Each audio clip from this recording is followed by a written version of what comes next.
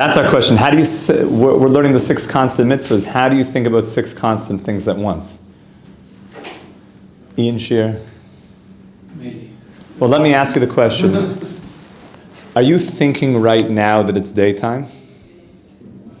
No. But you're aware of that reality. Do I need to tell you, you guys are in Jerusalem. Just, repeat after me. You're in Jerusalem. Like, just to make sure you don't forget that one, I didn't actually, but I meant like, for fun. Do I need to tell you that you're a son? Or a daughter? Do I need to be constantly thinking about that truth? Or I live with it and all my decisions come through that reality, through that lens? Did you have to think about getting dressed this morning? No? You guys didn't think about that? Of course. I mean, it's kind of like, it just happened. It just happened, meaning because you realize that I'm not going to just walk outside with no clothing. But you didn't have to think about it. You know it. It's your decisions come through that consciousness. So the idea of having 6 different frames of consciousness all at the same time is the idea that we're going for. We already spoke about the first one, which is Emunah, the clear reality that God created the world, runs the world, and is moving the world towards, is involved in the world, and moving the world towards a purpose, that there's purpose. God is with me, there's purpose in everything that's happening. So a person who has that super clear, when he's making decisions on a moment-by-moment basis, and he keeps that reality in mind, and doesn't get upset at this person because, he's in my parking spot. Wait a second, everything is being guided with that purpose. Now all of a sudden you could see how, maybe this could be a constant reality that I'm living in without having to say, God is real, God is real, God is real. Do you need to remind me that I'm married? No, I know that. I live with that. My decision-making comes through that rubric. I'm not just going to say, you know what do I want to do today after work? Man, Bahamas, yeah. No, because you have a wife. I didn't have to think, I don't have a wife, so I probably shouldn't just book a trip to the Bahamas after work today. It's that within that clear consciousness, your decisions are coming through that reality. So remember that introduction. That's the way that we could have 6 different frames of consciousness all at the same time.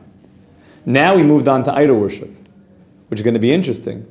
How the reality of not worshiping idols is a constant mitzvah, which must be the corollary that there's always an alternative to God being the only true reality, the one who's creating, running the world, guiding it, guiding me with a purpose. Idol worship must be the departure from that. Not only not doing the positive mitzvah, but I'm now ascribing another power to somebody other than God, even in my consciousness. And therefore, when I worship or feel I'm going out of my way to please my boss, there's an idol worshiping element there, because is he the fate of your destiny? God is. And God doesn't ask for things that make me put my hope into another person. It's only in God. He's a representative, but not that he's it all depends on him. It's better gotta please him. It's all in your hands. No, it's all in God's hands. And now you could see how that could be, we're moving it from something like not just a symbol or a getchkala or an idol under their tree somewhere, but putting my belief and hope in some of these other intermediaries. So we're in the Rambam, which we were deep in the last 2 days. Let's finish the Rambam today, B'siyat B'shmai. Okay? We gave the whole historical of how idol worship started. We started with Enosh. Okay, and how did we say the whole thing began? was shittuf. Everybody understood that God was the one, but God would want me to give honor to the emissaries. So the initial idol worship was, of course, God is the king, but the king gives power to his emissaries, to his ministers. So isn't it an honor to the king to honor the ministers? What do you say, Yankee? Isn't it an honor? I say no. It is an honor? I say no. Yeah, you're well trained. But you could see that it's an honor, right? I guess I can hear you. Yeah, if the president has a high-ranking Secretary of State. Yeah, but not if they're in the room together. Oh, so that's important. That is one of the major flaws of the initial idol worshippers' approach. That's what the Zohar says. Good thing that you know so much Zohar, Yankee. Is that is the flaw. That's the flaw. Because if the king is in the room, you're right, the king would want you to honor the Secretary of State, the Minister of Defense, whatever, their high-ranking cabinet. Because they are, and the king gives them power, and to recognize the power of the cabinet shows the power to the king. But if the king is standing there, and you're giving, libations, or you're being overly doting and overly excited about the Secretary of State in front of the king, that doesn't seem like an honor to the king at all. That seems quite the contrary. So the flaw was, well, if God is everywhere, then God is always around. There's no time that you can honor the minister not in the presence of the king. I.e., there's no time that you can worship an idol, worship a force, a power that God made, and God won't be there. Because there's no place, leis asa panui mineh. There's no place that's devoid of God. Can't do both. What's the problem? Double dip? Yeah. How? No, I'm saying just in the analogy of the king and his servant, praise the king and the servant. Like there's something fundamentally wrong with that? Because you put it in the same level at that point. When the king is around and I'm giving attention to the minister, there's a pagam, there's something that is, when the king is there, all the focus should be on the king. The king eclipses the ministers at that point. The king is the king. So this is subtle, and we described how this started to send humanity in the wrong direction. And then we said the next generation, there were false prophets who said you should now build sanctuaries to these stars. You should build, and there's images of them that you should start to worship. Okay? And then they said, if you serve them in this way or that way, you will receive the things that you need. And that's how it began. Now look where it goes. And then this is phase 3. Then they got to the point where they said that the star means the spiritual force. The Galgalim is very high spiritual energies, or the angel. Diber imam spoke to us. The Amar lahem avduni bekach v'kach, and they told us how they want to be worshipped. And they told us, oh, don't do this, do this. That would be like going to the animal spirits, going to different angels, making deals with them. Oh, we want you to do like this, we want you to do like this. And then they go and report that to the people. The poshat davar zeh b'kol ha'olam. And this reality went around the whole world. It started to spread. La'avodas atzuras pa'avodas meshunas zu mizu lahakriv lahem l'shtachavos. And they began to have different, very strange worshiping ceremonies and bow down. And that developed into very interesting service. Some that we mentioned yesterday a little bit, of different defecation rituals. Oftentimes there was illicit relations, child sacrifice, things that were like spooky, weird things. Bad stuff. Stuff that you want to stay away from. But the Nevi'ei Sheker, the false prophets, were very alluring. They were fast talkers, and they started to pull the masses into this. And what was challenging about it is that, don't worry, you do this and you'll get this. You pull these buttons, you'll move up in society. You do this, you'll get the moolah. You sell yourself out a little bit, you'll get. You come work for this this company, this film company. Don't worry, you just got to do a few of these things, but then you'll be famous. They drew people into spooky stuff, and there was an element of press the button and get what you need. Because remember, these ministers had power. Obviously, only the power that God gave them. Okay, this is spiraling out of control, as you could see. Kivin she'aruchu hayomim nishtaka Hashem hanichbad ve'anor mipi kol hayukum midaitem v'loy hikiruhu. At this point, God's name became all but forgotten all over humanity. And you can understand how the world was spinning out of control. From Adam all the way till Noach. At the point of Noach, it was out of control, where the world had to be restarted with Noach and his family. So almost like 1,000 years it took, right? And then, almost 1,000 years, and then another almost 1,000 years to the times that we'll get to in a moment. V'nimtzu kol am ha'aretz v'anoshim v'aktanim eini yodim, until the point where the entire of humanity, men, women, and children, did not know God. Eini yodim ela hatzura shel eitz ve'evan. All that people knew were these graven images. All that people knew were these angels, were these intermediaries. That's all they knew, because that's what, when you need something, you just go there.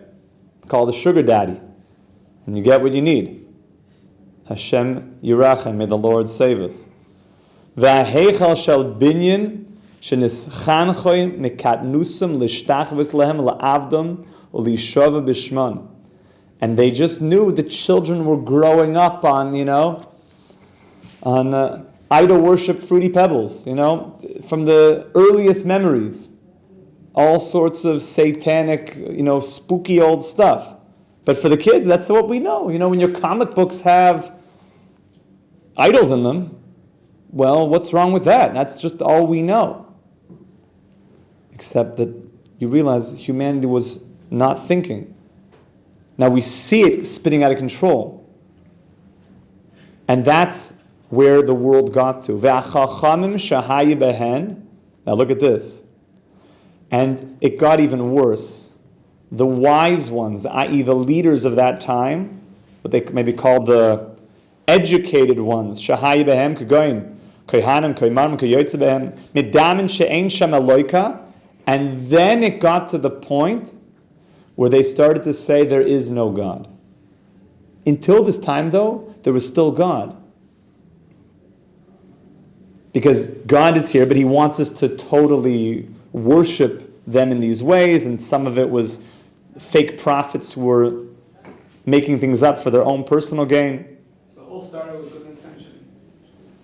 Or a mistaken good intention.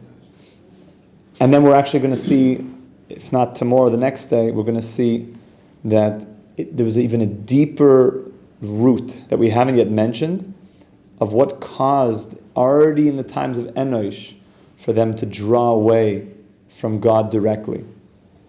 All of this started from drawing attention away from the King of all kings. Why? So We said a little bit, they had another idea of how to honor the king. Wouldn't it be an honor to the king to honor the ministers? Okay, but why? Why not just stay with the king? It's a kavach. If it's an honor to king to give honor to the ministers, then certainly it's an honor to give honor to the king. So I didn't understand the king. Okay, so that's what we're going to get there. There's something off about their relationship with the king himself that pushed them in that direction away from the king. But now what's happening is the leaders of these groups said there is no God. Ela hakoychav va'galgalim shenasu hatsurus ha'elu begalalon v'lidmoisan. They are the creators. Now God is out. And the creators, the gods, lowercase g, they now rule the world. Now you could see how there's an entire mythology that erupts of gods when you have a lowercase g and they have, infighting. The Greek mythology is filled with gods, having affairs one with the other and machloikases and, butting heads with each other. But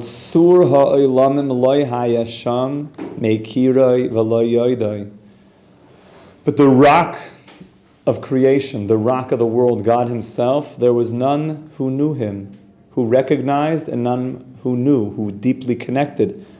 Ela yechidim. But there were a few. Yechidim. There were single individuals and their families that were holding on to the entire truth of existence. Yes, look how far humanity could fall.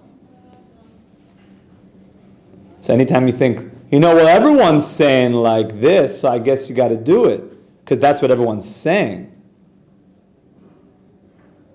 Didn't your mother ever tell you, if everyone's jumping off a bridge, doesn't mean you have to also?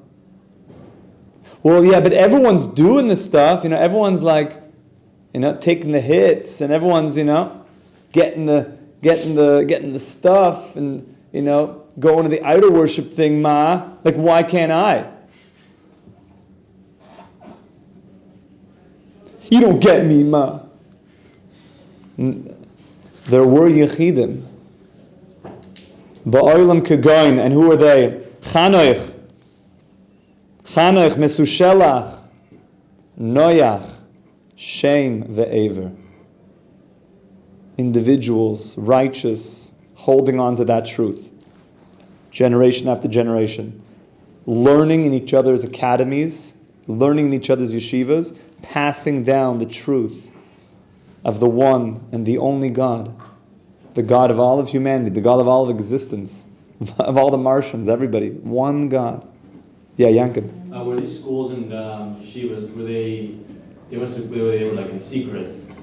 Some were more secretive and others were open. They were trying to help people, but not in the way that we're about to see. Some were the mirror, some were Aish. That's right. Some were a little bit more, closed out of, obvious concern. You don't let everybody into your doors. And others were more open door policy. What were they studying? There was no Torah Mizina yet. They had. God taught the entire Torah to Adam Rishon. And Adam Rishon passed it down to Sheis. Adam Rishon passed everything down. Sorry, Adam Rishon? Adam. Adam the first. Oh. Rishon. Adam the first. And the world was going on like this, spinning out of control. Ad shel noilad, listen to these words of the Rambam. Until was born Amudai shel oilam, until the pillar of the world, Shehu Avraham Avinu, the great Abraham. Abraham comes onto the scene of humanity. Halacha Gimel. Kivin shenigbal eisen zeh. When this titan, when this mighty one, this Eitan, when he was weaned, hitchil l'shoitet b'daitoi, his mind started wandering and thinking and probing, and the shoitet b'daitoi, floating, looking, yearning. He wasn't just, following the, narrative, whatever they're telling me to think and look, and it's all engineered, They're telling you what to think. It's engineered. So Avraham Avinu said, I'm rejecting just because everybody's saying it. My mind says there's something wrong with this. There's something that why would I go to worship? And we're going to see a medrash tomorrow or the next day, because tomorrow the Olam is up north. There's something that's not adding up here. There's something that's not adding up. Why are you worshiping these things? Where did they come from? At that point, it was totally, nobody knew about this. And it looked like Avram did not have access to Shem ve'ever at his early age. He grew up in a house of idol worship. In fact, his father was one of the most prolific salesmen of idol worshiping paraphernalia. It's hard if your pop's like, all he sells is crack cocaine, and that's what's around, and everybody that comes to the house is crackheads, and you live in crack, valley, in a city that's just cracked out, with cracked out government officials, and just crack everywhere. It's hard to see the world differently. So Avraham Avinu grew up in the most cracked out, idol worshipping, like shrunken heads, like bones in the neck, tattoos on the eyeballs, idols everywhere, cracked out stuff. And he was there. And he even did them. He even did them in his youthful years. But something about Avram said, something is not adding up. There's something that doesn't feel right. And I want to tell you, my friends, that feels like so many of the young generation nowadays that feel like something's not adding up. Who are wandering around the world feeling like there's something that's not it. And I know the world is going in a certain way, and they're telling me I should do like this and X, Y, and Z. They're telling me I should say certain things and dress in certain ways and watch certain things and go to certain universities and institutions, but I just feel like something's not it. And even though they're wise people, they're very smart, but something feels off, like they're not that wise. They might have very high IQs, but they're like missing the whole thing. They're missing it. Sometimes I think to myself, a guy that's got a great IQ, he's super good in business. He's smart as anything. He makes billions of dollars. But he works so hard that he has no time to play catch with his kids. Is he a wise person? No, he's the biggest fool in the world. He might be a genius. The guy might be a genius, but he missed the point of the whole thing. You're brilliant, but what's with your kids? What's with your wife? And I feel now the world is waking up. Like there's a lot of impressive people out there, but are they wise? Avraham Avinu grew up in it. He was the thick of idol worship. People who were big guns. The big ones with the spooky old suits. And who knew the whole thing. He could do all sorts of magic. He said, you guys are very smart, but I feel like you're not wise. And he started looking and thinking and thinking and thinking. And his mind was yearning and yearning. We're going to begin the journey of Avraham Avinu, how he began to reject idol worship. And as we get the entire picture of the history, then we're going to go into the practicalness of how you and I, on a minute, second by second basis, can make sure not to worship idols. Have a wonderful day, my dear friends. Amen. Thank you, Rabbi. Call too.